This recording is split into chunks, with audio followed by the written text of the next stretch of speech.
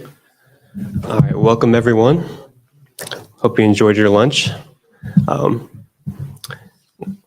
It's my honor to introduce Robyn Johnson. So Robyn has been heralded as one of the country's foremost leaders on the topic of selling and marketing products on Amazon.com. Robyn has been a guest on shows like Entrepreneur on Fire and Confessions of a Marketer, and is a SEMrush Academy professor. Robyn's the co-founder of Marketplace Blueprint, a digital agency that specializes in listing optimizations and advertising on Amazon. She has over a decade of experience of selling online on Amazon, eBay, and other e-commerce venues. So please welcome Robyn. All right, I'm super excited and I had some caffeine, so we'll go ahead and get right into things. I have been eating, sleeping, breathing Amazon for about 13 years. So my friends and family are sick of hearing about Amazon. We started as resellers in like 2011, moved to high volume and coaching high volume sellers. And then we've had our agency that specializes on only Amazon and Walmart and eBay, but primarily Amazon for about 7-8 years now. But I know you didn't here to come learn about me. So let's go ahead and get into it, because Amazon, when people talk about Amazon, I try to tell them it's a little bit like Disney's Alice in Wonderland. It looks like a butterfly, but it's really a bread and butterfly. Things are labeled the same as they are in Google, but they don't behave the way that they do in Google. And so that's one of the reasons why people can get frustrated with Amazon. And Amazon has had a lot of evolution in a short period of time. So even the things that like 1 or 2 years ago were like the best practice in the industry one, don't work, and two, can sometimes even cause you to get booted off the platform. And when Amazon boots you off the platform, they don't just boot that account, they boot the bank account, the EIN, the MAC address. And if you try to open up a new account, even in another country, they will find them and close them again. So Amazon expects you to know the rules, and like ignorance of the rules isn't an excuse. So it's really important that you stay up to date with Amazon. Now, Amazon used to be like Field of Dreams. If you build it, they will come. Unfortunately, the cornfield is dead. So, used to be that you just had to have decent keywords, just, cause some reviews, and that was enough to rank. And then we moved into super URLs, and we thought we were really cool over in Amazon land. But now even Amazon has caught on to that. So when you're launching a product or book, just remember that it's important that you have people come in finding the products through keywords. We're going to explain that. If everybody comes in through the same link and leaves a positive review, that looks very suspicious. Amazon is very sensitive about review manipulation. So that's something that's really important. But overall, Kevin Costner has left the building. So we have to have a more strategic approach when it comes to Amazon. Now, on the surface, Amazon SEO seems like it's kind of like SEO for dummies, because we don't have to worry about schema. Amazon has everything all set up. We don't have to worry about crawling. There's very few technical SEO issues. And even when we do have like a de-indexing event, it's usually like a ticket to seller support. So the other thing is that each listing stands on its own. So there's no building authority for your brand overall. So it seems like Amazon SEO should just be like a 5-minute slide. But when you really get into Amazon, you kind of learn that there's a little bit of craziness attached to it. And the Amazon search algorithm behaves very differently. And because of that, your approach as an SEO has to be very different as well. So when we think about Amazon, it used to be like we think about it in a very linear thing, like you do X, you do Y, you do Z, and then you get this result. Now we need to think about it like an ecosystem, like you're trying to keep alive a biome. If you go back to 5th grade science, right? If you just focus on the fish, or you just focus on the plants, and the other things are not taken care of, the entire biome will collapse. So you can spend a lot of money on ads, you can really spend a lot of time on content and not get the results that you want on Amazon, if you're not thinking about everything all together. So I just want to get a poll. How many of you are already actively managing things on Amazon? How many of you are trying to figure out if you want to? How many are just here because there was no other session you wanted to go to? Okay. And then can we do products, physical products? Okay. And how many people are authors?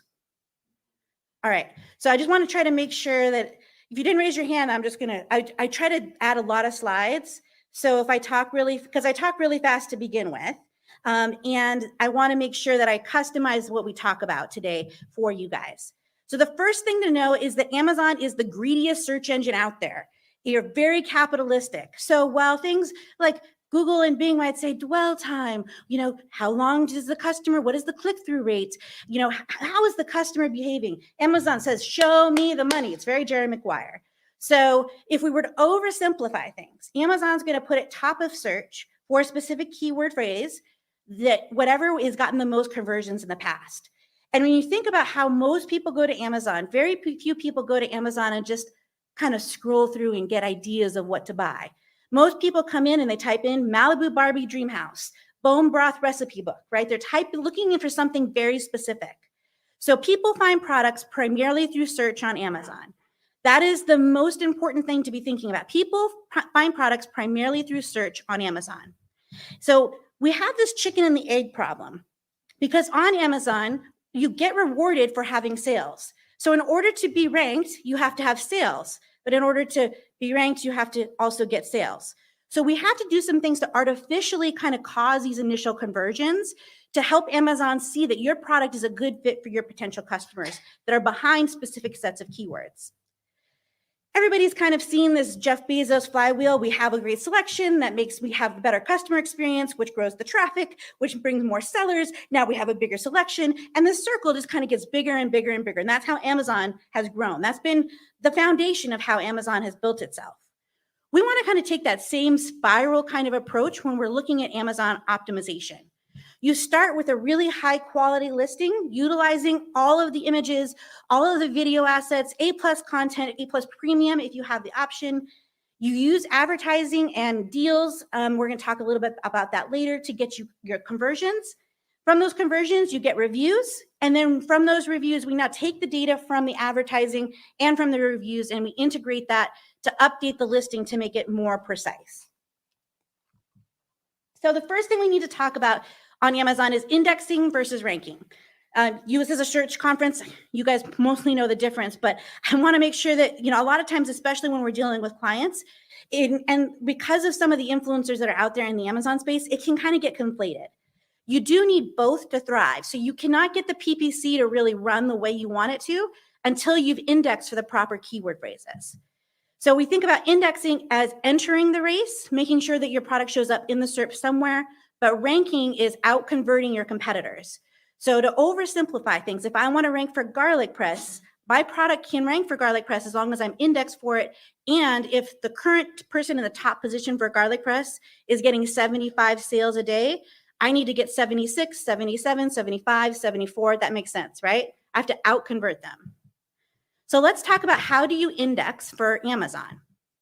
Now, the cool thing is everything is structured on Amazon. Amazon doesn't have to figure out where you put your keywords because they literally say, insert keywords here, right? So there, in some ways, it's a lot simpler. We're going to talk about why it's important to fill out all of these things.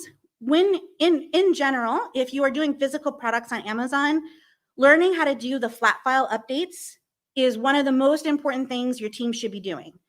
One, because it provides redundancy. The support team is better if you have an upload issue. And then sometimes Amazon will just randomly delete your bullets or decide to put you in a different category and delete some content. This is the easiest way to quickly restore. As an author, you don't really have that flat file option, so just make sure you keep all of your content in a secure location, a Word document, Google document, whatever makes your heart happy. So the keywords on Amazon, we have to think about two ways. When we're talking on the organic side for Amazon, we think about root keywords.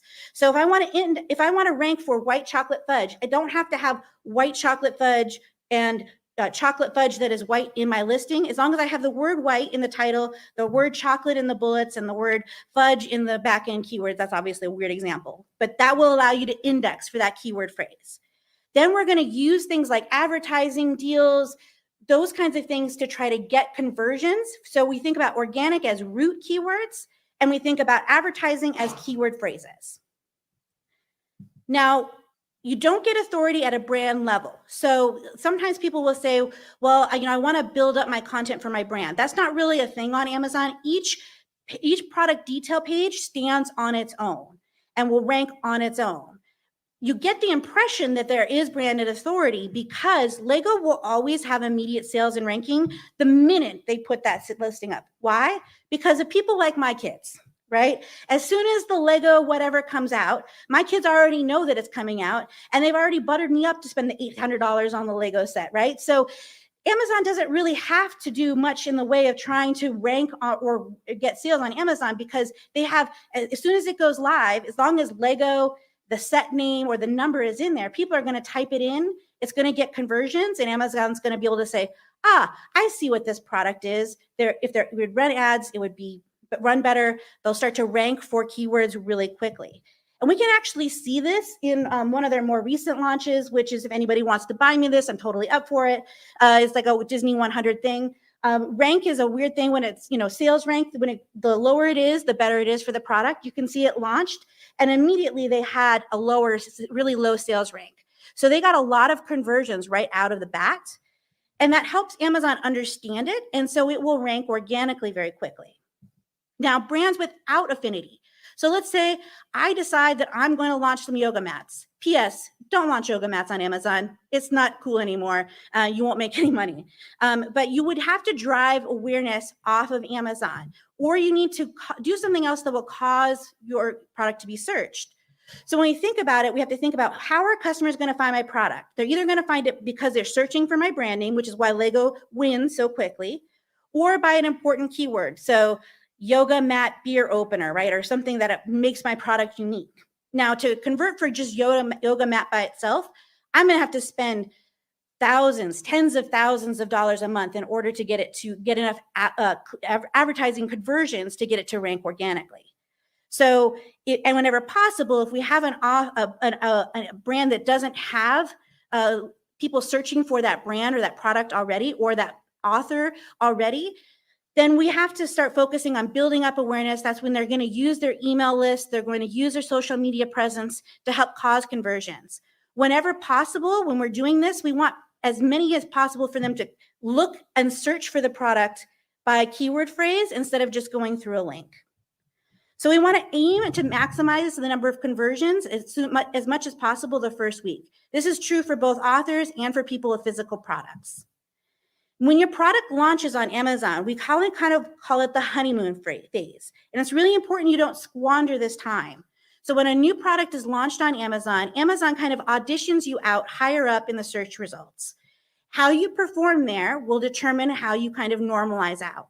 So you want to take advantage of this. For authors, it just means when you make your book live, you need to make sure that as soon as it goes live, you're pushing it on social media, you're pushing it to your email address.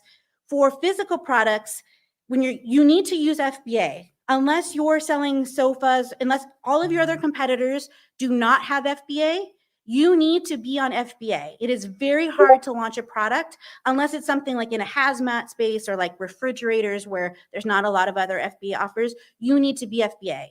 That inventory needs to be fully available. So not just at Amazon's warehouse, but fully checked in, because Amazon does this fun thing where they say, yeah, okay, go ahead and send me your widgets. We send them here. And then when they get there, they send them to other warehouses. So it will show up as available, but the delivery date to the customer might show 2 or 3 weeks out. If you're an Amazon customer, do you want things that are delivered 2 to 3 weeks from now? No, we are like the Veruca Salts of the e-commerce world. We want it now, right?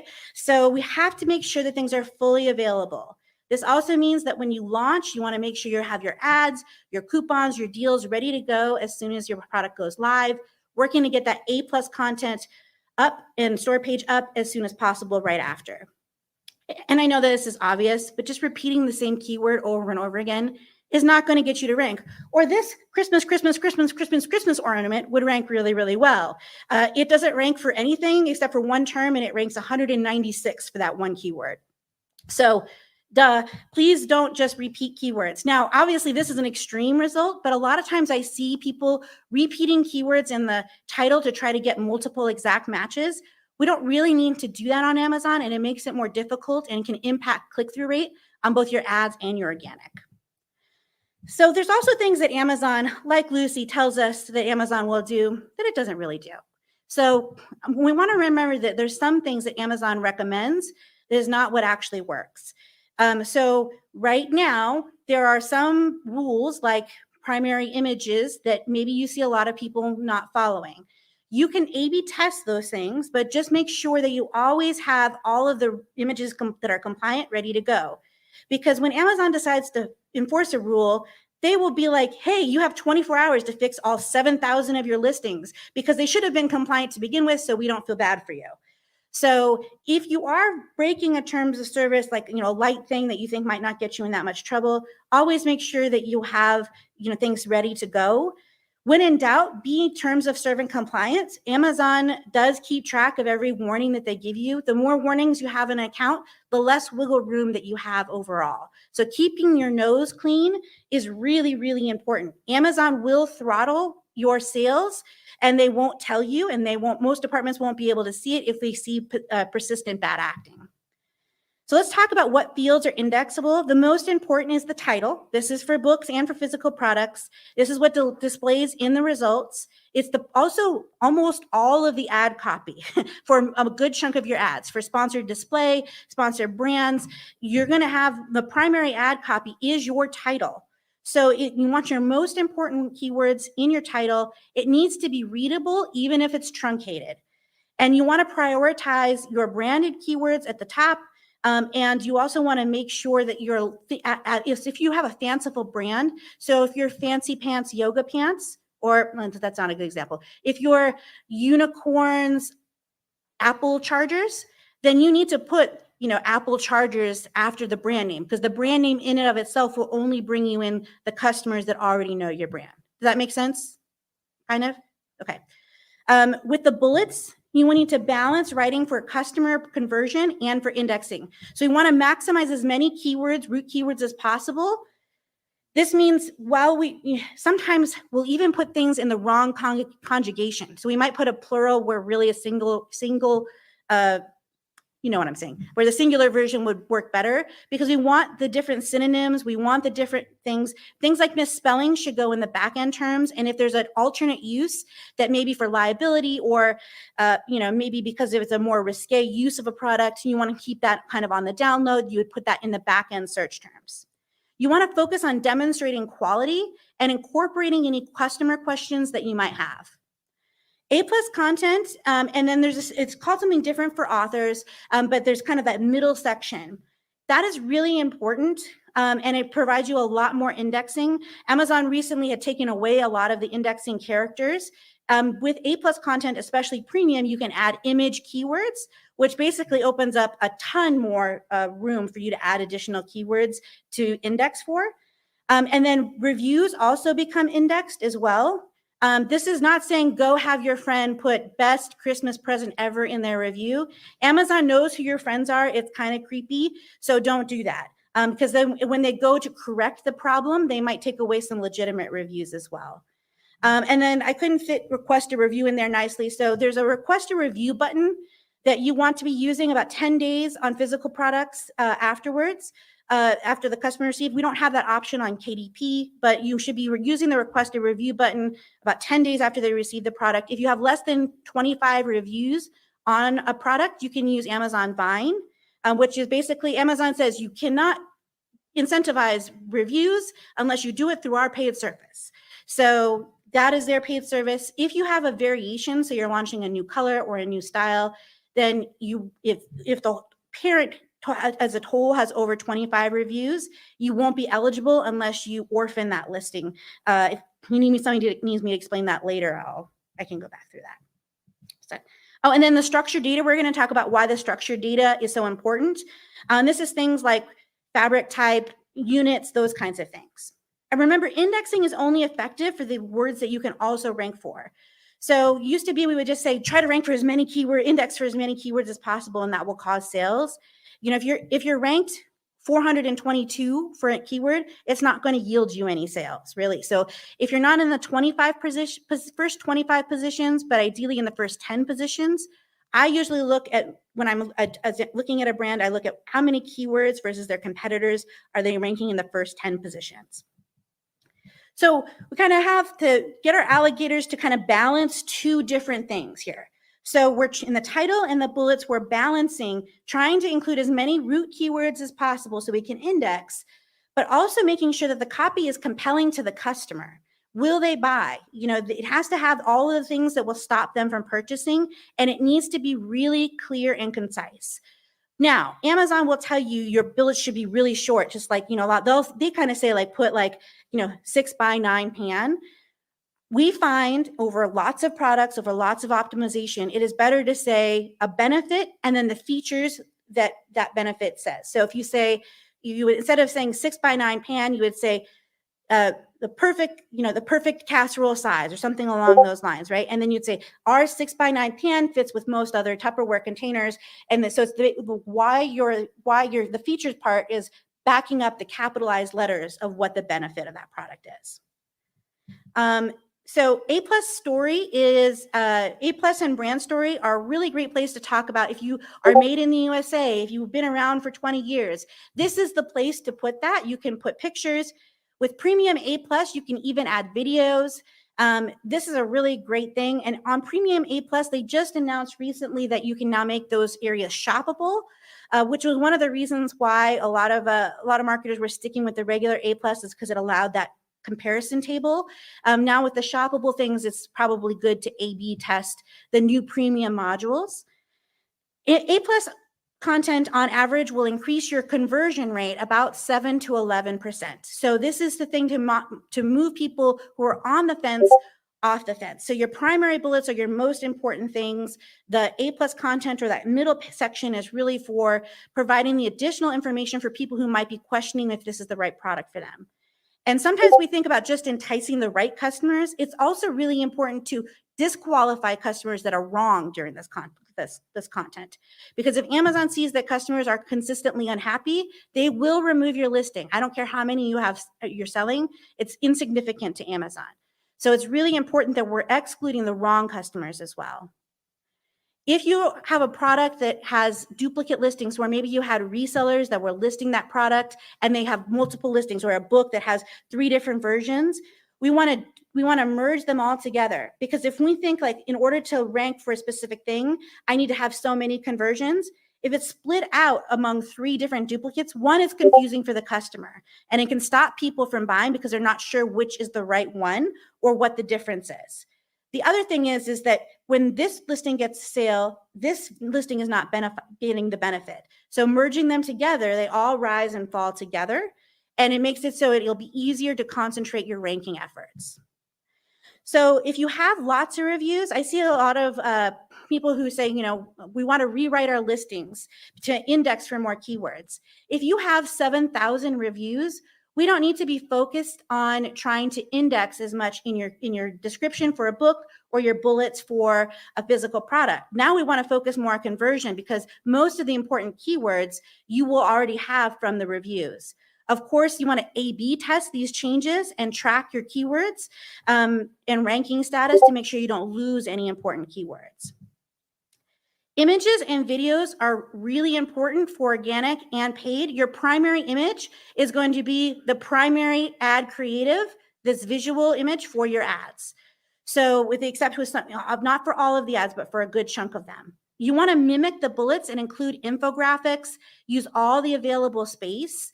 Amazon doesn't tell us to do this, but this is what works on Amazon. I know that they seem cluttered. I know that they seem too much. But when Amazon customers shop on mobile, the only thing that's available in that top piece is the title and the images and the videos, right? And even now on some listings, they're kind of suppressing the bullets underneath this about this product. So it's more difficult for customers to find bullets than it was before. So it's really important that your images demonstrate all of the important things.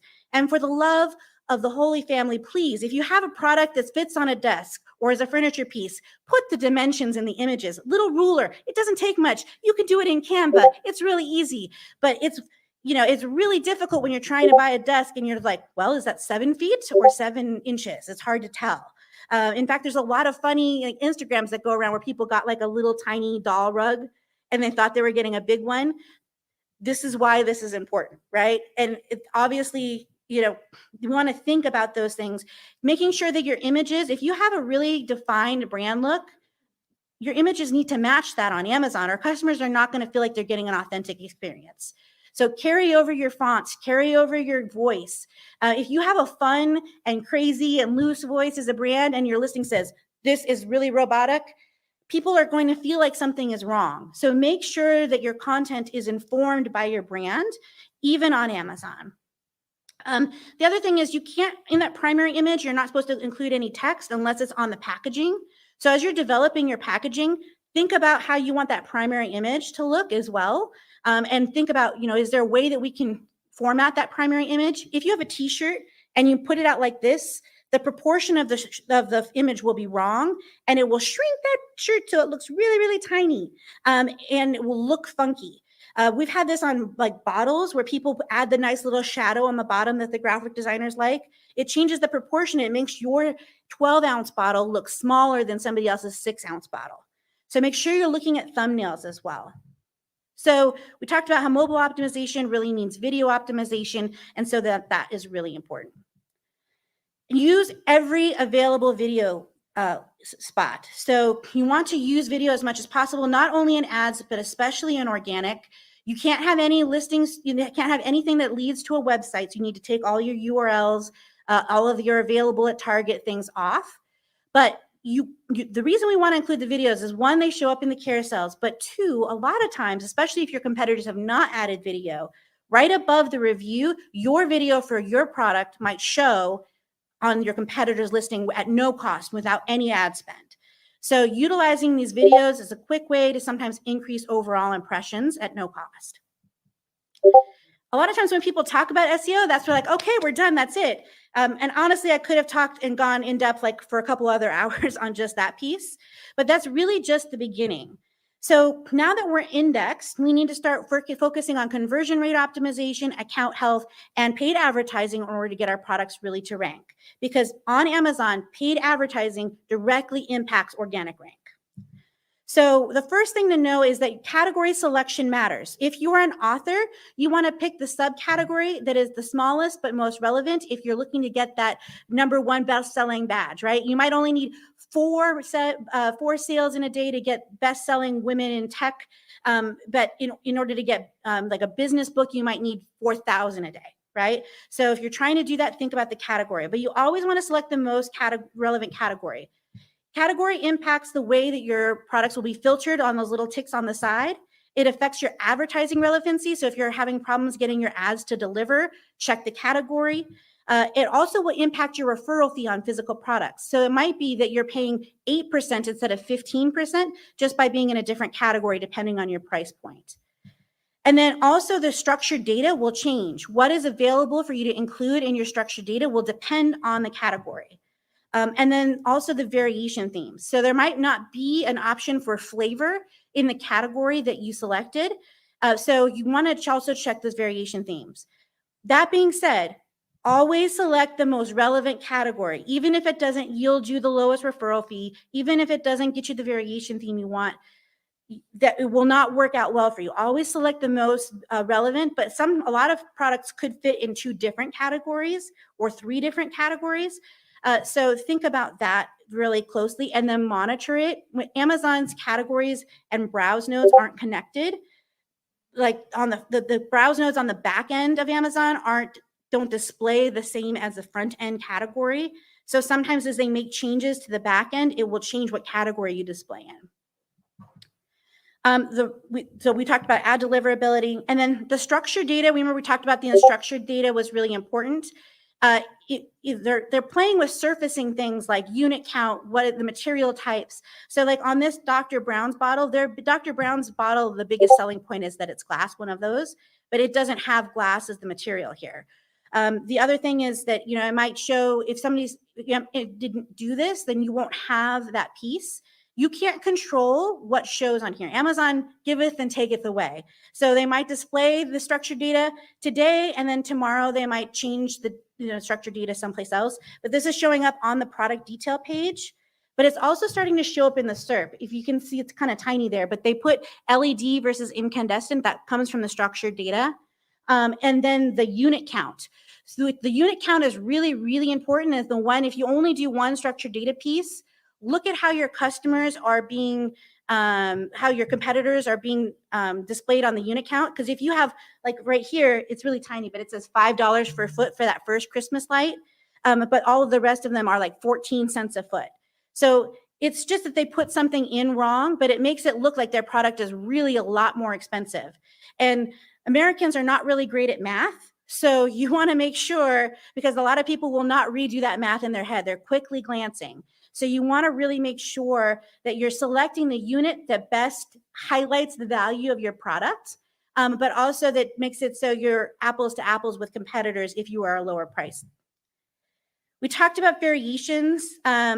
This would be like making sure that your Kindle page and your hard book are together, but also that things like making sure that your red, blue, and t-shirt are all put together. When they're listed together, it combines the reviews, which makes the ranking better, but you only use valid themes. Sometimes people will put like St. Patrick's Day as a color. St. Patrick's Day is not a color. And you'll be fine for 5 years and 11 months. And just right before Cyber Monday, Amazon will say, oh, you broke the rules. We took down all your listings until you can fix them all. Have fun. So Amazon will suddenly just go through and decide that they need to take all of them down in a category. So use the valid variation themes. Amazon has gone through a lot of periods where they've been very specific in trying to crack down on this. So make sure you're using the right variation themes. And then messy variations kill kittens. So don't do this. So on this Star Wars thing, they have the top where it's like, they're all the same shirt, but they have like 3 different styles. And then each of the styles have different sizes. And then there's the colors on top of it. But because a lot of things are out of inventory, as soon as you click on them, a whole bunch of different things go gray. In general, 95% of the time, you want to go for the smallest number of variations as possible. So 1 or 2 variation choices. I usually don't recommend this 3 variation type because especially if you're out of stock, when people click, have you ever done that where you click it and then all of a sudden you ordered a king mattress instead of a twin mattress? My husband wasn't very happy. And the other thing is, especially if you have resellers creating listings, on this listing, they have 69.72 inch with inch written out, and then also as the quotation marks. As a customer, does that mean the one that I wanted? What's the difference between the two? Is there a difference? Am I going to get the wrong kind? Probably not. We know that it was probably just somebody who was lazy and uploaded the flat file wrong. But customers don't know this, and this can really hurt conversion, and it can make it so that they think the blue is out of stock because they clicked the wrong one. So take the time to clean these up. Now, there are times where it doesn't make sense to use a variation. So if you, whenever possible, you want to use swatches. So see how the little horse blankets, they have the different little pictures of the colors. Sometimes it makes sense to break the variations up into smaller amounts so that you get the swatches versus the drop downs, right? Because swatches convert better than the drop downs, especially if you have like something that, like is not, like you could have named it anything you want. It could have been cranberry, it could have been red, it could have been chartreuse, it could have been a lot of different colors. The swatches are always better. And remember, the swatches don't have to be the same as the primary image. So the only time I tell people not to use a variation with Lego's Botanicals, they could create a variation with Lego Botanical line and have all of the different variations in that theme. For them, it doesn't make sense because Lego flowers, Lego Botanical collection, all of those keyword terms, their products rank up at front. So they would be losing real estate without really any upward gain because they already are ranking for those. So that's when you would not use a variation. Sometimes customers, like clients of ours, will be like, we liked having all of that room in the space. Yes, and it looks better and it feels like you're going to get more traction. You have to think about your audience and your customer. A lot of people, they see the red. If they see the red's too much, they're not going to back out and go back in and back out and go back in for each color. And if red, blue, and green are in the top 10 positions, but purple is on page 2, purple doesn't exist, right? So putting them in variation can actually help, especially if you know you're going to have a stock out. So let's say you have red, blue, and green. Your blue is your primary color and it's going to stock out. You can take the deals off of blue, even maybe raise the price a little bit on blue. So blue slows down and people go to some of those other variations, causing you to increase your margins and keep making sure that you don't have a stock out. So that one got in there twice. So sometimes people think customer questions, look at all the questions on my listing. I hate to break it, that's a bad thing. We don't want questions on our listings, because how many of you have ever been like, wow, I'm so grateful I have the opportunity to ask a question that I may or may not get an answer to in the future. Like that's not a good customer experience. This is showing that customers went to your listing or they went to your book and they weren't sure whether this was the right fit for them. Any questions show that there was a lack of the right information on your listing. Now, I know that there's somebody, maybe in the audience, is like, look, I told them that this is 72 inches in the bullets twice. Well, you might need to put it also in the images and also in the A+ and also in the title. You have to keep playing with it until you stop getting that. Same thing for reviews. People will say like, I can't help it if people think my shirts are too small. Yes, you can.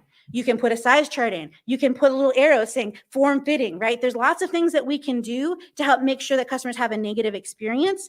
And the benefit of this is not just that it will help conversions, but it will help avoid returns and negative customer experiences, which can completely derail all the work that you've done.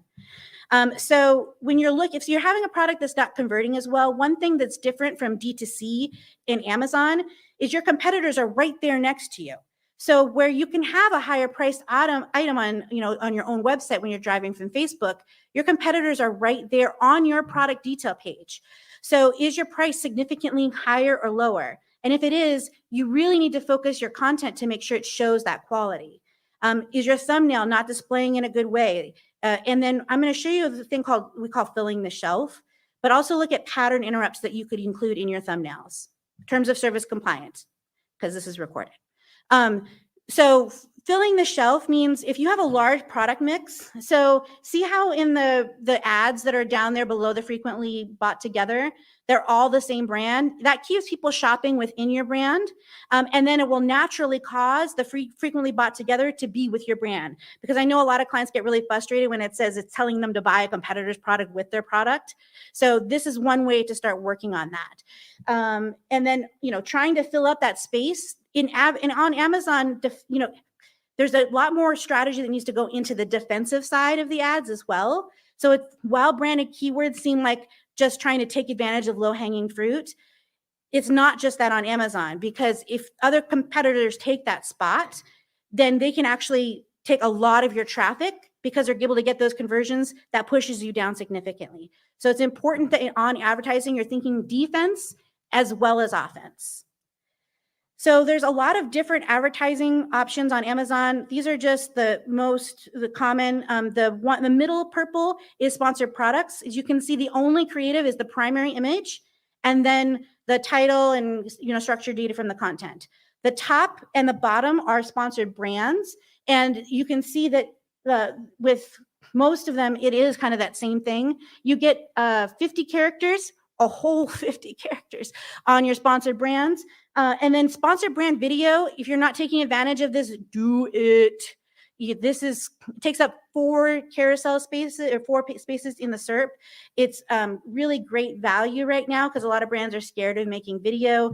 And it can be a PowerPoint video. It doesn't have to be super awesome. Any video because it can do really well. And then when you're launching on advertising, we need to think about, we're trying to get it to rank for a specific keyword term. So we want to drive conversions to help Amazon understand that. So we are focusing on the advertising types that come through keywords. So you can do a lot of product targeting, category targeting, behavior targeting, demographic audience targeting now on Amazon. But when we're launching, we want to focus the bulk of the budget on keyword targeting because we want them to come in through that keyword so Amazon can see that this is a good fit, and so you can start to rank organically for that keyword. So we're going to be balancing the ranking objectives with the return on investment objectives.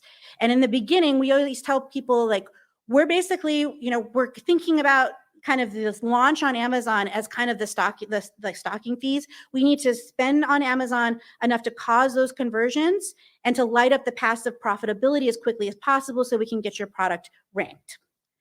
I love tacos. Tacos are something you should really be looking at in your advertising.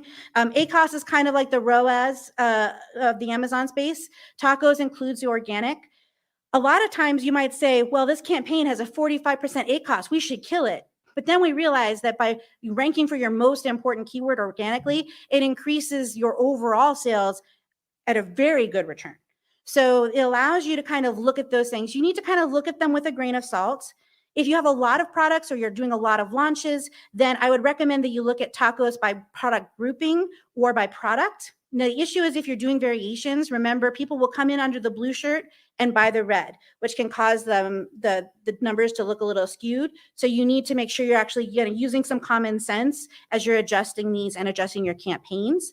I highly recommend that you test all match types and placements. On Amazon, they're playing with match types. So exact match just got really loosey-goosey over recently. That's not just you. Broad is all very broad. So just know that they make those changes and they don't say anything. So make sure you're following people good people to follow on LinkedIn are Destiny with Sean and Jeff Cohen. They post a lot of those things and they're very knowledgeable and they don't make up things. So make sure you're thinking about that and you have to control the buy box. So if you have resellers on red and orange and you're trying to advertise blue, it's going to be an attribution nightmare.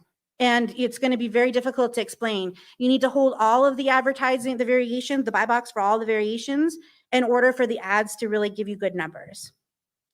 This is the most important thing when it comes to ads on Amazon when you're ranking. Only fight battles you can win. So a lot of times people will put all of their products on, they're trying to spread out their budget too far, and then they move all the way from 176 to 150. Nobody cares. It's still a dead body, right? So if you can't get in that top 10 positions, it's better for you to narrow the scope of your ads. Use tools like Helium 10 to identify about how many conversions you'll need for each specific keyword.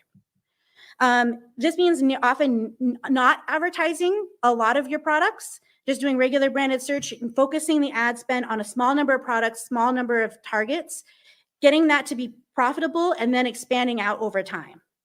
And then we talked about testing match types. And just know that just increasing the bids on Amazon will not work, no matter what the Amazon reps tell you. You can trust your Amazon reps on advertising as much as you can trust your Google reps on advertising. So just keep that in mind. Great people doing the best that they can with the information they have, but most of them have never actually run ads on Amazon. They're going off of the training that they have. No fault to them. This is what they're being told, but they don't have the benefit of these accounts to look at. And then don't be afraid to exclude overly broad keywords. A lot of times people will be like, I want to rank for bag. Well, if you have a locking beach bag, most people searching for bag are not looking for a locking beach bag. So you can rank number 1 and pay all that money, but you're never going to get good quality. So longer tail, the most relevant buyers, what you're looking for, the keywords that bring in the most relevant buyers. The thing is that Amazon auto completes. And so you might think like wait for slightly fat round man might not convert as well as, plus size belt, but because it auto completes, sometimes these really crazy long phrases can actually do really, really well. So now you have some ad data, usually 60 to 90 days. You need to work with your creative team to integrate that into Amazon or into your listing. So if you thought a keyword was going to convert and it doesn't, and you built the listing around that keyword, time to change up the title, start to A/B testing. Use brand analytics. You can see how you keyword ranked for a keyword now versus previous. This is also really helpful if you're trying to determine if sales are down because ad performance or because the category is softened or recession or those kinds of things. Or is the fad heading out where maybe that brand is not being searched as much as they were last year. Brand analytics will also give you return customer information, which can be helpful and if you're trying to determine whether a subscribe and save or some other thing would be helpful to increase repeat buyers. And then use those ad signals to A/B test new titles. We've had some brands that just by changing their title, it really impacted their click-through rate and their conversion rate for their ads and in turn their organic performance. So Amazon has a tool that's free. The negative is that not all ASINs qualify. You can run to statistical relevance or a specific date. I usually run to relevance, especially this time of year. There are third-party tools, but in fourth quarter, none of those are really going to get you effective data. You have to use Manage My Experiments. And And then you need to run deals. Deals can be really helpful as to cause those initial conversions, especially at launch. There's a lot of deals out here. I'm happy to make this available. Right now, the things that are working the best are coupons to launch and then Prime exclusive deals for tentpole events. So the reason I don't do sales when you first launch is because they don't show the slash shoe unless you have an average 30-day price. So it just looks like your product is cheaper, which is not what clients usually want. And then they're not going to be eligible for Prime exclusive deals, lightning deals, best deals yet because they don't have that. So we usually recommend launching with a coupon and then ongoing doing a sale or a PED. I like PEDs because they don't lower the average sale price and they're featured, when you filter for deals at the top on the tentpole days where, it's a like search only for deals, it shows up in those and it gets the badging. So the last thing that I will have to talk about very quickly is account health and how that impacts. Inventory is the most important thing when it comes to Amazon. If you run out of stock, your competitors are getting sales and you are not. We already talked a little bit about making sure that inventory is fully available. We usually will turn ads off when they have less than 3 weeks of coverage on their inventory. And then we don't turn it back on until that inventory has been fully checked in, all available units, because otherwise it will show you this. I took this in like October 20th. This is 18 years to an Amazon customer. So you're paying for these ads to show, but they won't convert. And you're showing Amazon that your listing will not convert for this keyword very well. So it's better to pull back on the ads, pull back on the deals, avoid stockouts. And in general, I don't like giving Amazon any more money than they need to have. So if you're going to stock out, why give Amazon that extra money? Pull back the ads, stop the deals. FBA responsibly, storage fees like quadruple or quintuple or something during Q4, especially if you have large items. And then the biggest issue is capacity limits. So Amazon, if they see you not managing your storage well, they will just say no more storage for you. So this can really derail things. And then make sure you're checking voice of the customer 1 to 3 times weekly for physical products only.